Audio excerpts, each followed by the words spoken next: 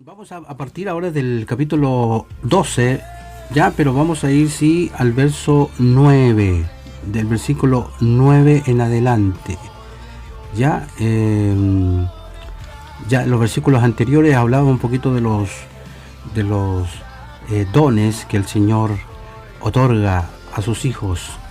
Ya, pero ahora nos vamos a detener, hermanos, en el capítulo capítulo 12, verso 9. Vamos a hablar ya un poco con relación a las relaciones. Comienzan ahora las relaciones con los otros creyentes. ¿Ya? Las relaciones con los otros creyentes. Dice, el amor sea sin fingimiento y aborreced lo malo y seguid lo bueno. Y aquí hablamos, hermanos, que esto es una orden, ¿no es cierto?, para los creyentes. Que sea un amor sincero. Significa, hermano, que sea sin hipocresía. Y sigue diciendo después, aborreced. Es decir, expresa su desagrado contra lo malo en el fondo. ¿Ya? Y añade, seguid lo bueno. ¿Te fijas lo que hace? ¿Ya? Sigue, ¿no es cierto?, en este caso, el amor. Lo primero que dice, el amor sea sincero. Después dice, aborreced lo malo y seguid lo bueno. De hecho, la palabra en el original transmite la idea de pegarse, fíjate. Pegarse como una cinta adhesiva a las cosas buenas. ¿Ve? Y el creyente debiera apartarse, hermanos, de actitudes o de prácticas que son cuestionables.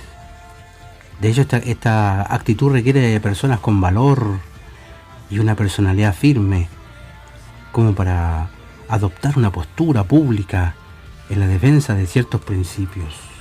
¿Ok? Entonces ahora ya, si vamos al versículo 10 y 11, vemos, hermanos, que dice, amaos los unos a los otros, con amor fraternal.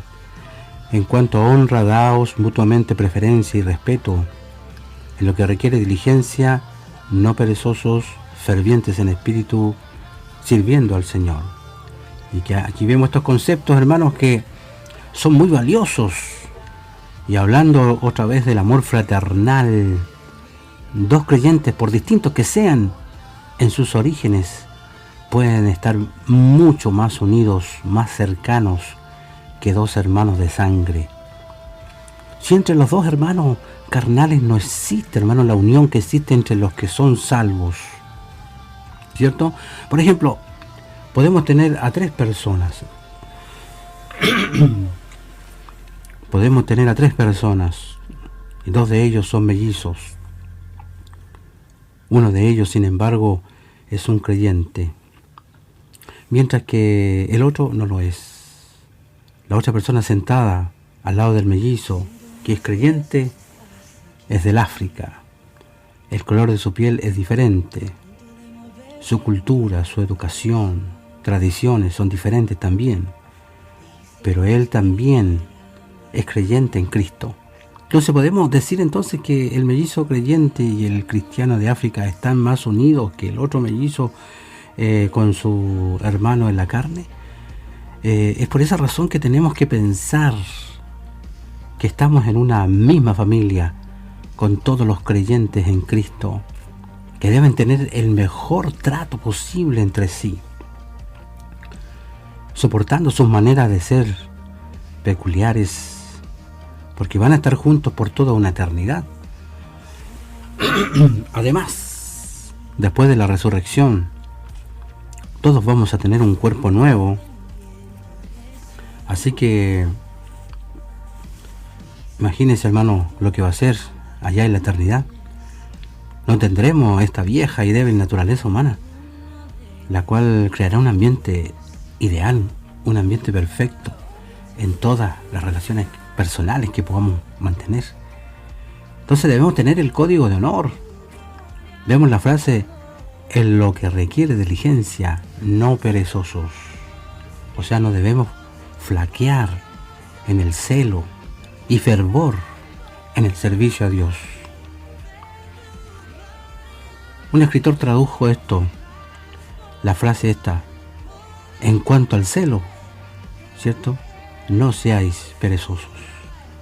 Entonces ahora vemos también la frase fervientes en espíritu. Sugiere, hermano, que debemos tener una vida que resplandezca por la acción del Espíritu de Dios. ¿Te fijas? Eso es lo que quiere decir fervientes en espíritu. Y de hecho hay unos escritores que dicen que debe ser hirviendo en espíritu. Entonces una vida que resplandezca por la acción del Espíritu de Dios. Es decir, que nuestro celo y entusiasmo debieran estar bajo el control del Espíritu de Dios. Y la expresión esta, sirviendo al Señor, señala, hermanos, a que cada aspecto de la conducta cristiana apunta, hermanos, a quién es el personaje central. Entonces, vamos a ver ahora el verso 12. Gozaos en la esperanza, sufríos en la tribulación, constantes en la oración. Esto realmente, esto es muy especial, muy maravilloso, hermanos, ¿ya? Muy especial, muy maravilloso. Cuando dice las circunstancias en las que se encuentra, hermanos, cualquiera de ustedes, quizás no justifiquen el gozarse. Cuando se pierde un ser querido, cuando hay pérdida de trabajo, cuando las cosas escasean un poco, cuando hay enfermedad.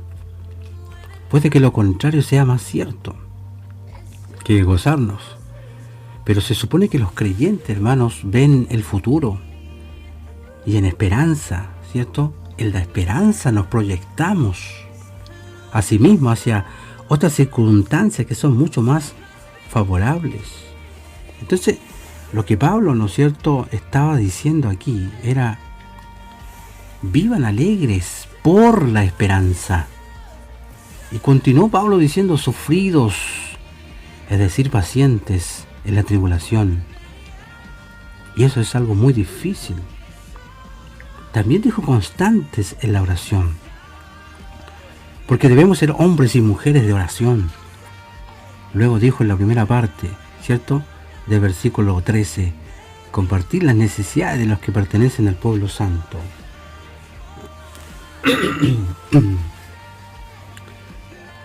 Bueno, ahora vuelvo al versículo 2, hermanos, cuando dice que la esperanza aludida aquí no es un simple esperar, sino una confianza segura que descansa sobre la fidelidad de quien ha prometido, hermano.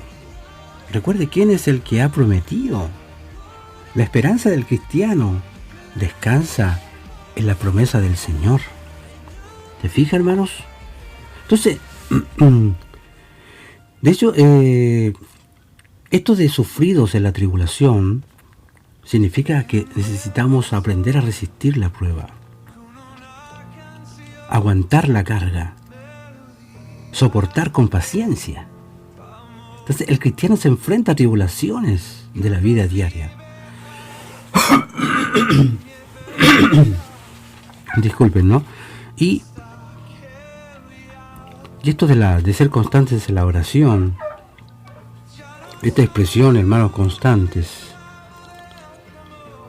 significa agarrar con firmeza, perseverar, dar atención, persistir.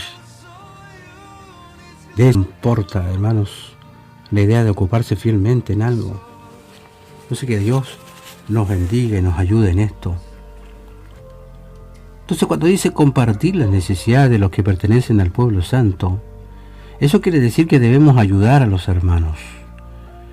Dios espera que compartamos lo que Él nos ha dado con los creyentes que están pasando por necesidades materiales. Luego, ¿cierto?, que Dios nos ayude en eso, hermanos. Y aquí notamos, hermanos, que esta exhortación, aunque podría ser general, al parecer es una apelación específica. Fíjate que el vocablo compartiendo significa, hermanos, participar de, tener comunión con, tener parte en. O sea, el objeto de este verbo ya siempre está presente. De hecho, Pablo exhorta a los creyentes en Roma a que contribuyan para las necesidades de los santos, quienes probablemente, hermanos, estaban atravesando por situaciones muy difíciles de escasez.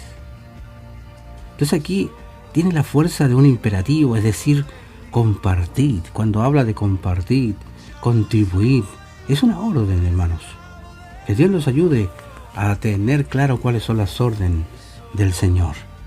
Cuando dice y practicad la hospitalidad, es otra orden también. Y esto es algo muy necesario, el dar una buena acogida a los visitantes. O por ejemplo, alguna persona en su iglesia o simplemente en el vecindario, un creyente que sea una persona más bien introvertida, que no puede hacer amigos fácilmente, pero desea tener una relación de compañerismo con los demás creyentes. ¿Ok? Entonces, también vemos, hermanos, que aquí vemos que este verbo, practicando, significa perseguir, aspirar, esforzarse por. De hecho, la hospitalidad era una práctica fundamental del Antiguo Testamento. ¿Ya? Y de hecho, en el Nuevo Testamento, dice la Escritura en 1 de Timoteo 3:2, dice, el obispo debe ser hospedador. ¿Te fijas? Si pasamos ya al versículo 14, hermanos. Bendecid a los que os persiguen, bendecid y no maldigáis. Ahora este parece un consejo innecesario para los creyentes, porque el creyente no debe perseguir a los demás. Pero la experiencia demuestra que hay algunos que hacen esas cosas, hermano. Y es muy difícil desear el bien o la bendición divina a la persona que nos está hiriendo. Entonces esto solo puede hacerse bajo la influencia del Espíritu Santo. Y tenemos ante nosotros, ¿no es cierto?, esto muchas veces. Entonces, hermanos, con este versículo comienza un cambio gramatical en este capítulo. Hasta el versículo 13, ¿cierto? Entonces Pablo está usando varios imperativos, pero a partir del versículo 14 usa verbos de modo, como dije, nuevamente da unas órdenes muy especiales. Cuando dice bendecid, ya significa hablar bien, alabar. La idea de bendecir procede más bien del Antiguo Testamento, hermanos. ¿Ya? Cuando habla de maldigáis, cuando dice y no maldigáis, este otro imperativo, que significa maldecir, ¿no? Invocar una maldición. La fe cristiana tiene como distintivo de sus enseñanzas el pagar el mal con el bien y devolver bendición en lugar de maldición. Entonces, aquí eso es muy interesante, hermanos. Luego pasamos al versículo 15, cuando dice, gozaos con los que se gozan, llorad con los que lloran, unánimes entre vosotros, no seáis altivos, sino asociados con los humildes, no seáis sabios en vuestra propia opinión. Entonces aquí, hermanos, alegraos con los que se alegran. El lema del mundo es ríe y reiremos contigo, llora y llorarás solo, ¿no? Porque este triste mundo tiene que buscar y pedir prestado un poco de alegría, ya que tiene suficientes problemas en sí mismo. Pero eso no es cierto en lo que concierne al Hijo de Dios. Tenemos que identificarnos, simpatizar con las alegrías y tristezas de otros creyentes, sobre todo con sus lágrimas de dolor. Se nos dice que debemos ser unánimes entre nosotros. Ahora eso no quiere decir uniformidad de pensamiento, sino que tenemos que ser del mismo pensar y sentir en Cristo. Y los creyentes tienen que identificarse emocionalmente en la vida de los otros hermanos. Creemos que eso hace, ¿no es cierto?, de los creyentes genuinos algo espectacular y maravilloso. Se nos ha dicho aquí que no solo debemos ser unánimes entre nosotros, sino que no debemos ser altivos, asociándonos más bien con los humildes. Entonces Pablo mismo nos dijo en la carta a los Filipenses capítulo 2, versículo 5, dice, haya pues en vosotros este sentir que hubo también en Cristo Jesús. Ahora, ¿cuál es ese sentir? La humildad. Se refiere a la humildad. Entonces también nos dijo el apóstol Pablo, no seáis sabios en vuestra propia opinión. ¿Qué le parece este mandato? No seamos altivos. Hay gente que tiene ese espíritu, hermanos. Hay muchos de los creyentes en nuestros días que piensan que se encuentran espiritualmente a un nivel mucho más elevado. Uy, qué terrible, hermanos. Pero en realidad no lo están. Salomón, un hombre que recibió sabiduría, hermanos, de Dios mismo, dijo algo que es de sumo interés en relación con lo que estamos hablando. Leemos allá en el libro de Proverbios, capítulo 26, verso 12, que dijo, ¿has visto hombre sabio en su propia opinión? Más esperanza hay del necio que de él. No nos atreveríamos a decir lo mismo, pero así lo expresó Salomón. ¿Te fijas? ¿Has visto hombre sabio en su propia opinión? Y sabe que esta es una cuestión muy fuerte en nosotros, que queremos salir con nosotros. Siempre somos ¿cómo si no ganar? Siempre queremos ganar con nuestra propia opinión. Hay que aprender a escuchar, hermanos. Puede que el otro tenga razón, pero eso es un tema bastante delicado, ¿no? Así que, hermanos, aquí vemos, hermanos, que esta expresión, hermanos,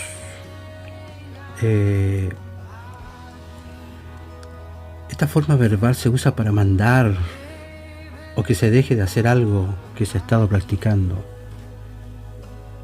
De hecho, el mandato es parecido al que Pablo usa en el capítulo 11:25. El creyente no debe hacer alarde de su propia sabiduría, sino que debe actuar con humildad y con gracia. Entonces aquí ya vamos, hermanos, la relación con los que no son creyentes. Aquí a esta parte ya pasamos al hecho de ya tener cuidado con los que no son creyentes. Entonces esta relación comprende los versículos 17 al 21. Estamos viviendo en un mundo de no creyentes. Entonces, ¿cuál ha de ser nuestra relación con ellos? Y si leemos el versículo 17, dice, no paguéis a nadie mal por mal. Procurad hacer lo bueno delante de todos los hombres. Entonces, vemos acá, cuando el apóstol dice, procurad hacer lo bueno delante de todos los hombres, no hay nada, estimado varón, mujer, dama, niño, que pueda perjudicar más la causa de Cristo en el mundo, en el día de hoy, que un creyente sea deshonesto. Al mundo en realidad no le interesa si usted es uno de los que creen la doctrina de que el milenio empezará con la segunda venida de Cristo, o si cree en la elección soberana de Dios, o en el libre albedrío. El mundo no tiene idea, hermano. El mundo ni siquiera piensa en eso. Pero la gente sí quiere saber si usted es una persona fiable, que cumple lo que promete, que mantiene su palabra y paga honradamente sus deudas. En otras palabras, sí se puede confiar en usted. Yo supongo, ¿verdad? Podemos confiar en usted, porque es una persona, es un creyente. Entonces, el actuar con honestidad en nuestro trato con los demás tiene más importancia que andar haciendo propaganda de lo que creemos. Estimado oyente, el valor no está en la literatura que podamos difundir, sino en las huellas que nosotros estamos dejando en nuestro paso por el mundo, y que acrediten el testimonio público, hermanos, de nuestra fe. Entonces aquí, hermanos, aquí vemos, hermanos, que cuando dice procurar lo bueno delante de los hombres, ya significa pensar antes, preocuparse por tomar en consideración. Lo que esta frase destaca es el hecho de que el creyente debe tomar en cuenta y tener como meta presentar delante de todos los hombres las cosas buenas, ya sea que los hombres las reconozcan como buenas o no. Entonces, hermano,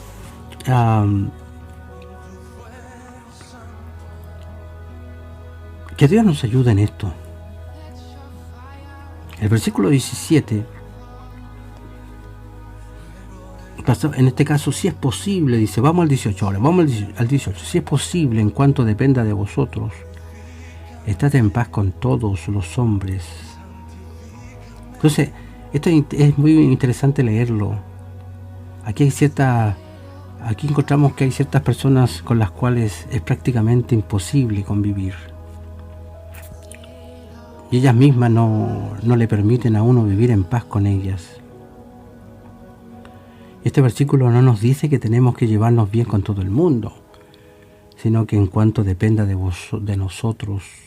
O sea, por tanto, estimado creyente, hermano amado, tenemos que hacer todo lo que podamos, todo lo que esté a nuestro alcance, y permitir que Dios, que conoce nuestras limitaciones, continúe su obra en aquellos aspectos de las relaciones humanas que nosotros no podemos controlar. Entonces, hermano, qué increíble, hermanos. Si es posible, dice. Esta frase es explicada por la cláusula siguiente. Vuelvo a repetir, en cuanto dependa de vosotros, estad en paz. Significa practicar la paz, vivir la paz. El cristiano debe hacer todo lo que esté, ¿no es cierto?, de su parte para vivir en paz. No siempre se logra, pero hagamos lo posible. Si usted tiene que pedir perdón, pida perdón, aunque la otra persona no le interese. Pero hágalo. Pablo reconoce, sin embargo, que existe la posibilidad, hermanos, de que un creyente no pueda vivir en paz con otros hombres. Y esa posibilidad se debe al hecho de que los hombres, por naturaleza, repudian el Evangelio y las demandas que la Biblia hace tocante a la conducta humana. Entonces, no venguéis, dice el versículo 19 y 20, no os venguéis vosotros mismos, amados míos. Dice, sino dejad lugar a la ira de Dios, porque escrito está, mía es la venganza, yo pagaré, dice el Señor. Así que si tu enemigo tiene hambre, dale de comer. Mira, si tiene sed, dale de beber, pues haciendo esto harás que le arda la cara de vergüenza. ¿Ve? Hermanos, es impresionante esto, ¿no? Y esta enseñanza es una enseñanza enfatizada en el Antiguo Testamento. O sea, en lugar de practicar la venganza, el cristiano debe dar lugar a la ira de Dios. Es decir, reconocer que solo Dios es el juez de los hombres, en el sentido final de la palabra.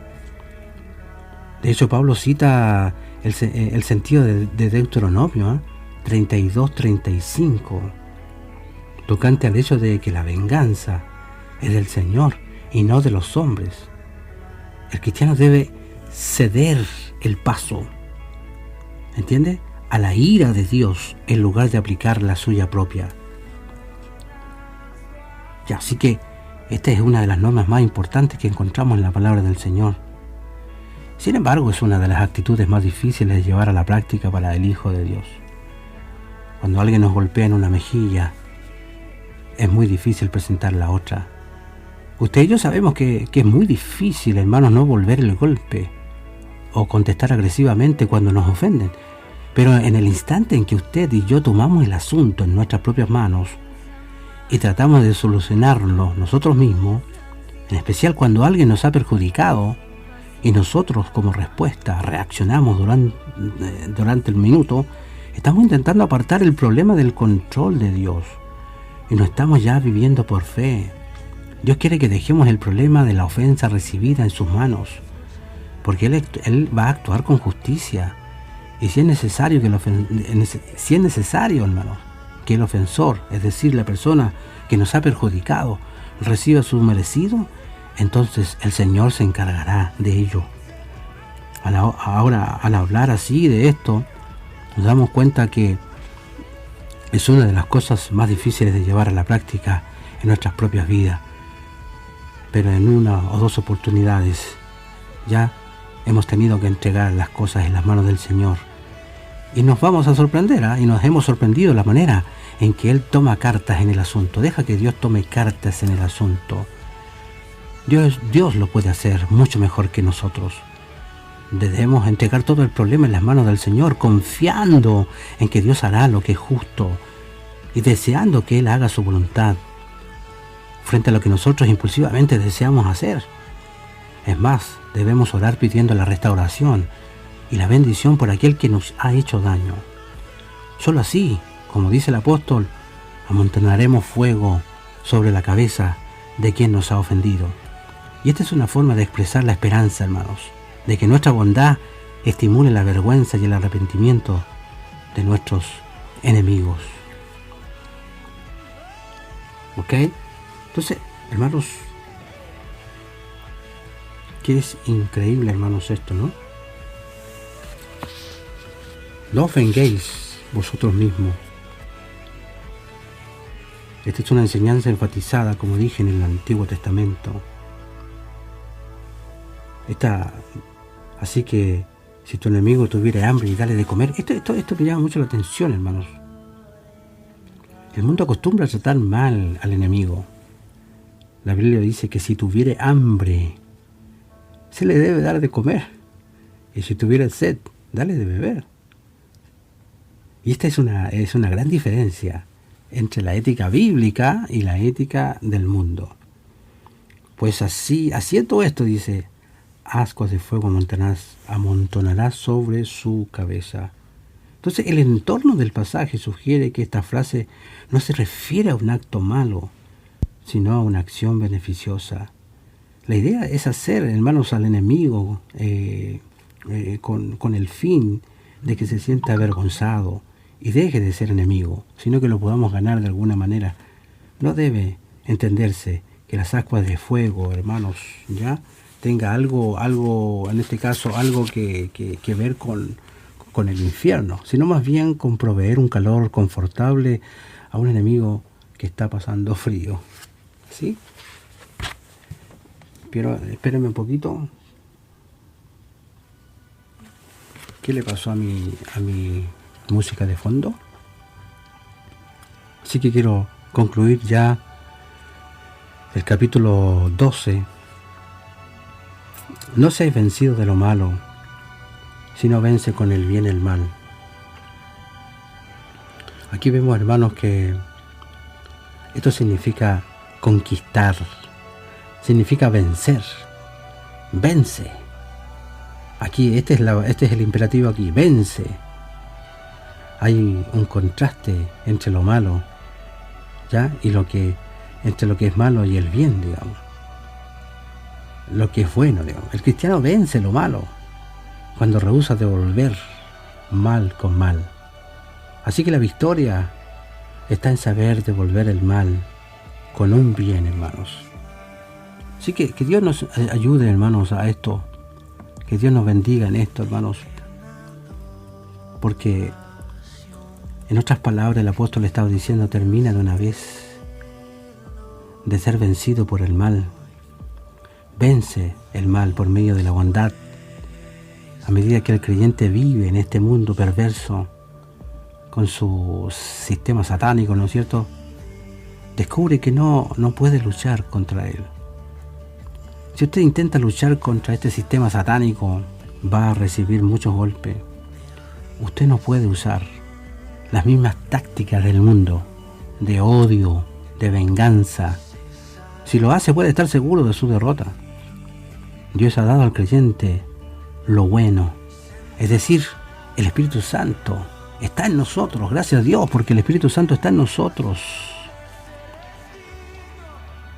El creyente tiene que vivir controlado, hermanos, por el Espíritu Santo.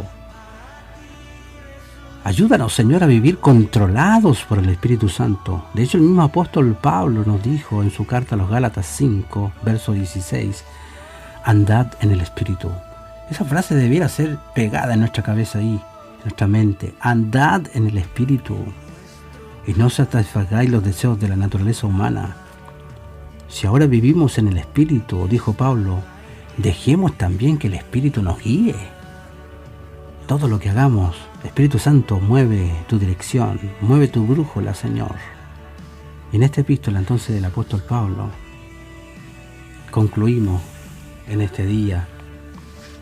Así que, hermanos, Romanos 2 inicia una sección muy práctica de la epístola. Y Pablo comienza, hermanos, con una exhortación a efectuar una dedicación de la vida a Dios. En los versículos 1 y 2. Seguidamente destaca el aspecto de la unidad y la diversidad existente en la iglesia.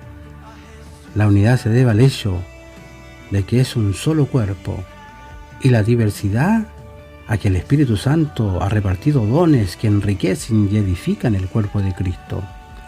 Y el capítulo termina con un llamado a practicar una ética consecuente con la realidad cristiana. Así que, hermanos, qué lindo, ¿no? Hemos podido aprender más de algo hoy día en el capítulo 12. Yo les invito, hermanos, a leer más, lea más, interiorícese de las Escrituras. Tiene tanta riqueza, hermanos.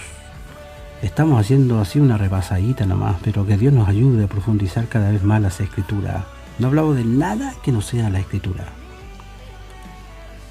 Hoy día tenemos muchos sermones basados en la exhortación, ¿cierto? Y que no es malo, ¿eh? Es bueno animar a la gente, motivar a la gente, ¿ya? Pero hay que profundizar qué quiso decir el autor con las Escrituras. Bien, Señor, muchas gracias por el día, gracias por el tiempo que nos has concedido. Gracias, Señor, por este momento de escudriñar la palabra, de poder observar y ver cuán hermoso ha sido para nosotros poder, Señor, amanecer con vida y escuchar tu palabra. Una de las cosas más preciosas que nos puede suceder es escuchar tu palabra. Ella es la que nos transforma, ella es la que nos guía, ella es la que nos mueve a hacer tu plan, tu perfecto plan, Señor. Queremos agradecerlo y también oramos por los que están escuchando. Que tu gracia poderosa, que tu mano bendita, Señor, sea con nosotros, ayudándonos a poder ser hombres y mujeres de beneficio, hombres que te amen con todo el corazón. Señor, gracias, muchas gracias.